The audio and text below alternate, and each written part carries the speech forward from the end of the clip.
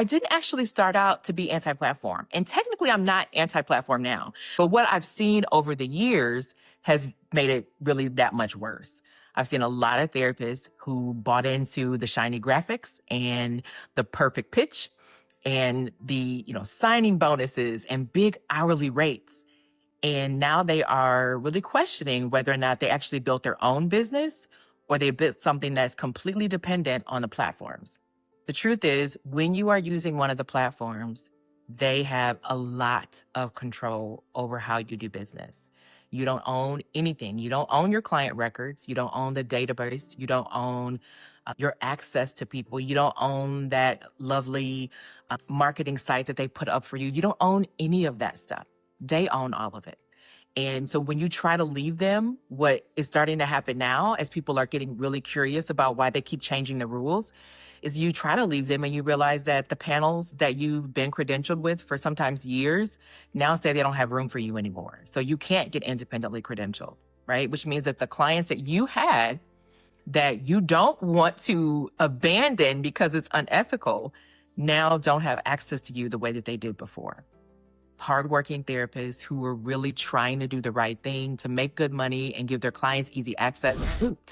And so a lot of people are scared about what this means for the industry and really concerned about things like data mining and having their clients' records being basically scraped for anything that they might be able to use or sell to other people without violating HIPAA or just barely without violating HIPAA.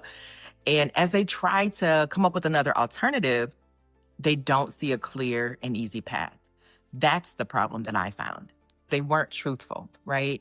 The business model was always designed to spend a lot of money up front, crush the competition, and then make up your money on the back end. It's a standard venture capitalist move. They've been doing it for decades. They did it with Amazon. They did it with Walmart. It happens time and time again. But these are people that, without this access to care, really are going to struggle. And clinicians who have spent tens of thousands to hundreds of thousands of dollars who might end up getting crushed for pennies on the dollar. And that doesn't fly with me. When you build with the platforms, you're actually building their business, their legacy. All those venture capitalists and shareholders, their children are the ones who are going to be able to reap the benefits for generations off of your labor. That doesn't sit well with me at all, and it probably doesn't feel really good to you to hear it either.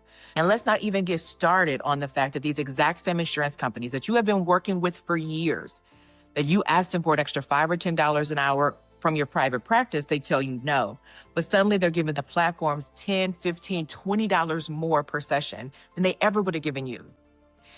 Why would they do that? They're doing that on the front end because they know on the back end they can do whatever they want to do when all the private practices are closed. That is what got your girl upset and why I am committed to helping independent private practice owners start, grow, and scale their own businesses if they choose to on their own without the platforms. If you've already started with the platforms and you're worried about how to get off, I understand that. If you're worried about how you're going to be able to divest from this that you have used and integrated into every aspect of your business, I understand that. I'm not one of these people that's like all or none, ditch them and run. I understand that that's not necessarily super logical, and it definitely feels like it's very risky. You need a plan to strategically back away from the platforms and create a business of your own that does not require them. That is going to require you to get some additional skills and you make use of some other technologies. And I know that sounds kind of scary, but it doesn't have to be. Right now, private practice owners just like you are working with me to get these things in place for themselves. And I want to give you the opportunity to do the same thing.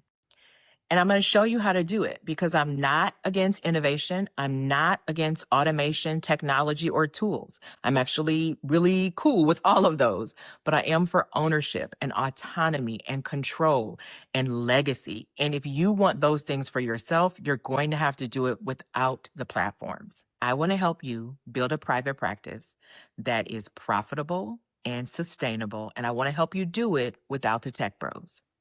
Because we are building differently.